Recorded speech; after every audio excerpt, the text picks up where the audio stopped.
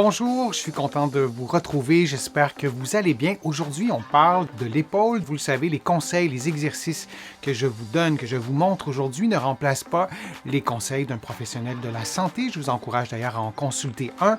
Vous allez trouver beaucoup d'informations aussi dans mes livres, notamment mon livre 99 façons de prévenir les effets du vieillissement et mon livre Lève-toi et marche. L'épaule et l'avancée en âge, les processus de vieillissement, 4 conseils que je veux vous donner de bouger. Et on parle de l'épaule. C'est vraiment intéressant soit de faire des exercices qui stimulent les mouvements de l'épaule, soit de faire des activités, des jeux de ballon par exemple. On est heureux lorsqu'on ne fait pas d'entretien ménager, puis parfois on a la chance de pouvoir payer quelqu'un pour le faire, mais dans les activités ménagères, il y a des mouvements de l'épaule vers le haut qui peuvent être bénéfiques. Si c'est notre travail à temps plein, on les surutilise nos épaules, c'est une autre question, mais de ne plus les faire avec l'avancée en âge, c'est parfois pas aidant à long terme. Donc, on veut bouger au-dessus de 90 degrés. Donc, faire des mouvements comme celui-là, je vous l'ai souvent montré, mais au-dessus de 90 degrés. Ça, c'est dans un plan de l'espace. Donc, aller au-dessus du 90 degrés, du 360 aussi. Je vais vous montrer une photo dans quelques instants pour que ça soit plus clair,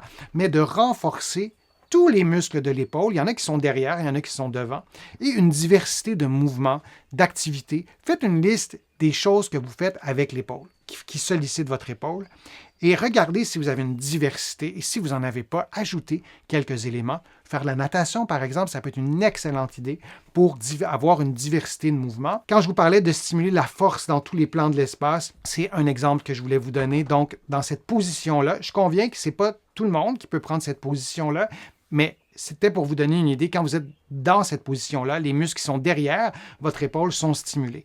Vraiment dans toute l'amplitude, de lever les bras. Les bras, oui. Si vous n'arrivez pas à faire ce mouvement-là, adaptez-le à votre propre force musculaire. Des exercices de mise en charge. C'est un exercice qui est peut-être trop difficile pour vous, ou peut-être c'est l'inverse, c'est peut-être trop facile, mais ça vous donne une idée.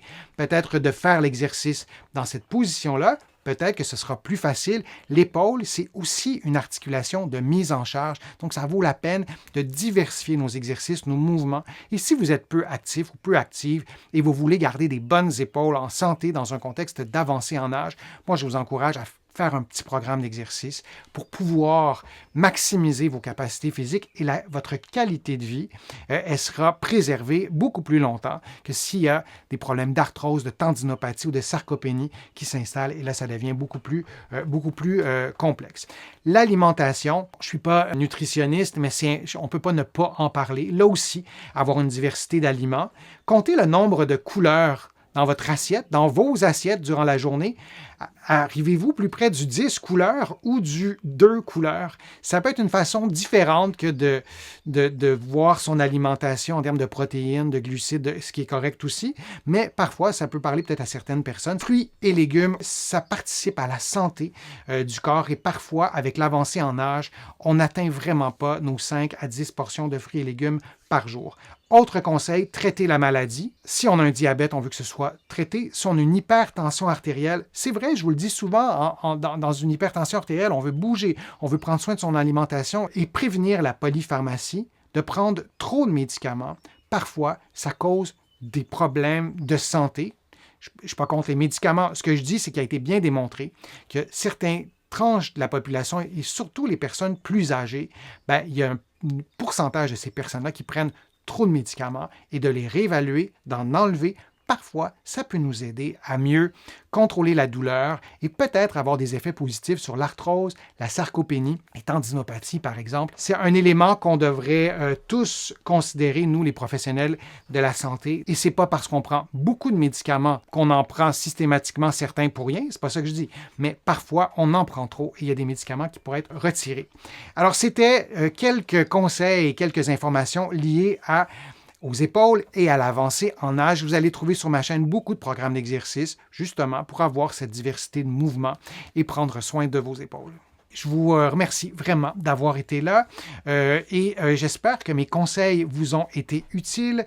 J'espère que les exercices aussi que je vous présente vous aident. Vous allez en trouver plusieurs sur ma chaîne. Je vous invite à contribuer à mes plateformes. Vous pouvez le faire directement sur YouTube en cliquant sur le petit cœur. Vous pouvez le faire aussi sur mon site web. Vous visitez le www.denisfortier.com. .ca. Vous allez pouvoir aussi vous abonner gratuitement à l'infolettre. Vous allez recevoir des informations chaque semaine sur des sujets variés et aussi à des infolettres thématiques sur des sujets bien précis. Vous allez recevoir des courriels. Tout ça est gratuit et vous allez trouver tout ça sur mon site web. Vous allez trouver aussi beaucoup d'informations dans mes livres que vous pouvez trouver partout sur le web et aussi en librairie au Canada et de l'autre côté de l'Atlantique. Alors, j'espère que vous allez pouvoir prendre soin de vos épaules et de vous retrouver pour un prochain direct ou une prochaine vidéo. À bientôt.